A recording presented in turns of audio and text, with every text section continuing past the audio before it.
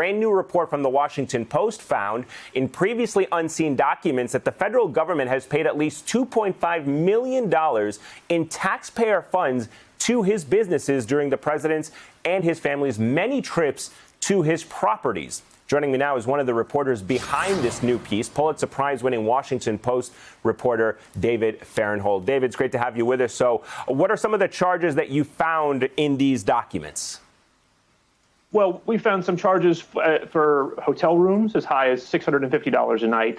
We found that when President Trump welcomed foreign leaders to Mar-a-Lago, he charged the government for everything from flowers. It was $6,000 for flowers on one trip, for the dinners he ate with the foreign leaders, for palm trees to decorate Mar-a-Lago during the leaders' visits. And once he even charged the government for his own water. He and the Japanese leader met for a meeting where there was no food, there was no room to rent, there was nothing to charge for. But Mar-a-Lago found a way. They charged the government $3 for Trump's own water.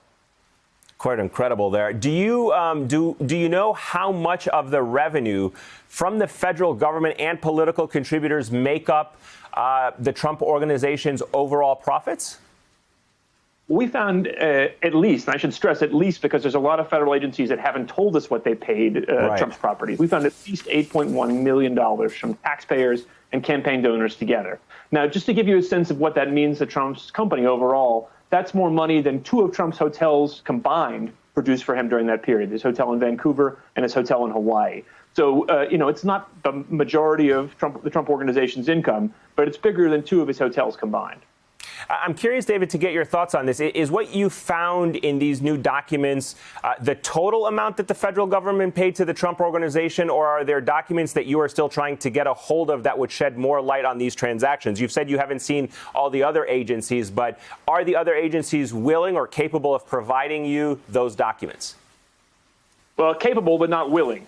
There's two agencies I'm thinking about in particular. The State Department. So we sued the State Department to get the records they have that show how much they paid Trump's company. They've told us in court they have at least 450 pages of those records, but they only want to release 2 of those pages before Election Day. They haven't really provided a reason other than to say that they're just backlogged. And the White House, which has its own travel budget, hasn't released anything. So who knows what it's been paying Trump's organization? They're exempt from public records laws, so I can't sue them. We'll have to wait until Trump is out of office to find out what they paid. Hey there, I'm Chris Hayes from MSNBC. Thanks for watching MSNBC on YouTube. If you want to keep up to date with the videos we're putting out, you can click subscribe just below me or click over on this list to see lots of other great videos.